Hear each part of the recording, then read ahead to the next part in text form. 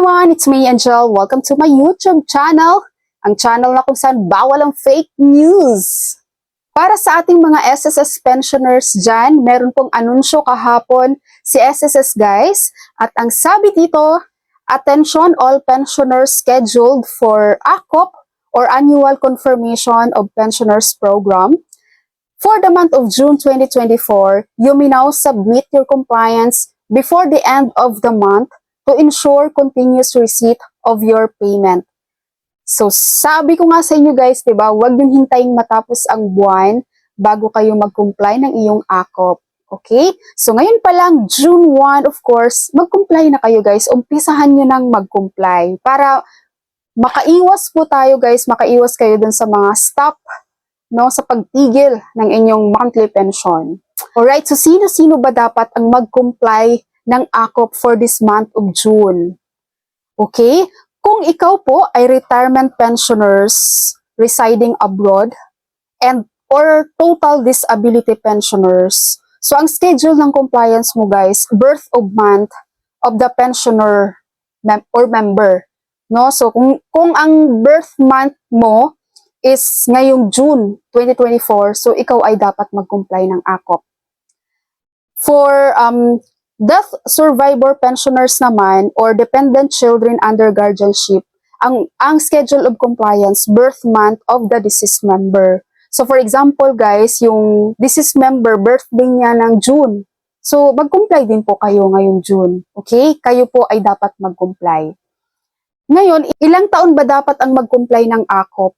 Kapag above 80 years old guys, you are required not to comply ACOP. Below 80 years old, hindi pa po kayo required na mag-comply ng ACOP. Ha? So tandaan nyo dito guys, merong nilagay sa SSS, ang retirement pensioners na nakatira sa Pilipinas at higit 80 years old gulang ay kailangang mag-comply ng ACOP program. Okay?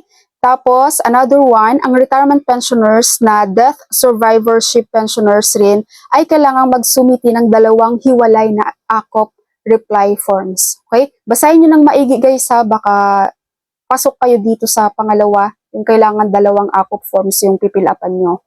Kung ngayon guys, 80 years old ka pa lang, hindi ka pa required. Kasi ang sabi naman dito guys, higit 80 years old. So that is 81 years old above, di ba? So paano mag-comply? Dalawa yung option dyan guys. Pwede kang mag-over the counter or online, no? Sa over the counter, kapag malapit lang yung SSS branch sa'yo, sige, pumunta ka sa branch mismo guys. Kasi madali lang din naman mag-file doon ng ACOP. And pwedeng doon ka na rin mag-fill up ng form for the ACOP, no? Pangalawa naman guys, online. Yung mga hindi kayang mag-travel, mag-online na lang kayo guys. Pero kailangan nyo po ng assistance ng anak nyo ba or apo or sino mang pwedeng mag-assist sa inyo online kasi baka mamaya hindi nyo kaya na kayo lang, ha? So, sundan nyo lang tong application na to guys dahil step-by-step process ko to para madali nyo lang sundan, ha? Okay? So, sa mga gustong mag-comply ng ACOP online, pinakauna mong gawin guys, punta ka sa Google at isearch mo tong SSS ACOP forms. And then, nakita mo tong Annual Confirmation of Pensioners. I-click mo yan.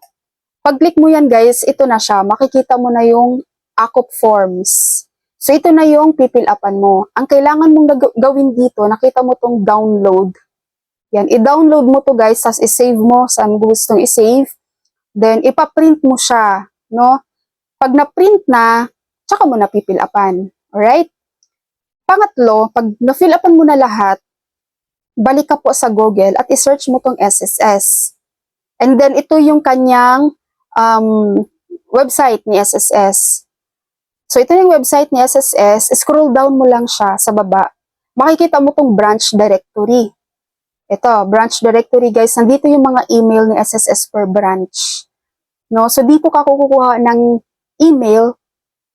Dito mo i-check yung branch na gusto mong mag-comply ng ACOP para sa email nila. Kung ano yung email ad nila.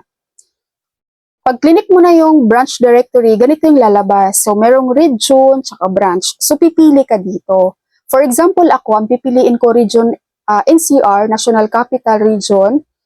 Tapos, ang branch is Binondo. So, andito yung email guys, o sa baba. Kita nyo? binondo@sss.gov.ph. No, so, ito yung gagamitin kong email kasi gusto ko dito ako magsisend ng ACOP ko. Okay? Nasundan guys. And then, after nyan, pag nakuha mo na yung email, pupunta ka na ngayon sa iyong Yahoo Mail. Sa email mo, email address mo, no? Kung ano man yung gamit mo dyan, Gmail ba or whatsoever. Tapos mag-compose ka, dito sa 2, ilagay mo yung email ng SSS na papasahan mo ng iyong AKOP. And then sa subject naman guys, i-ano mo siya, AKOP-VC, your name, for example, Juan de la Cruz, retirement. Kung anong klaseng pensioner ka man guys. For example, pensioner, ano bang klaseng pensioner yan? For example, ang pensioner ka, total disability pensioners, o kaya death survivorship pensioners. No? So, depende guys kung anong klase yung pensioner mo. Okay? Tapos, dito sa body of the letter guys, sa pagkukompose mo na ng message, ang kailangan mo lang dito yung preferred date and time. For example, March 29, 2024 at 9 a.m. Tapos SSS number, no? Ilalagay mo din dyan ang SSS number nung pensioner or member. Okay? Tapos, hintayin mo na lang guys ang reply ni SSS. Hintayin nyo na lang yung response nila. So, mag-response mo sila or hindi, ang importante sa part nyo, nakapag-comply po kayo ng AKOP nyo. Kasi nagkakaroon naman kayo dyan ng proof, di ba? Kasi nandito lang to sa sent items ng email nyo guys pag tinanong kayo ni SSS. And then, i-attach nyo dito guys sa letter yung AKOP forms na pinilapan nyo. Tapos, isend mo na. Tapos, antayin nyo na lang yung response ni SSS for that. Okay, anong mangyayari kapag hindi ka nagko-comply ng AKOP? May stop po ang iyong monthly pension. No, kaya huwag nyo nang hintayin guys na darating pa kayo sa ganun na may stop tapos kailangan nyo nang pumunta kay SSS kasi ilang buwan na kayo hindi nakakatanggap ng inyong pension. Kaya maaga pa lang, mag-comply na kayo ng AKOP nyo. Okay po? Alright, so that's all for my video for today. Keep tuned in dito sa aking YouTube channel sa lahat ng information na dapat alam nyo. And meron tayong mga tutorial videos dito guys na madali lang sundan para sa inyo. Thank you so much for watching everyone. God bless you all.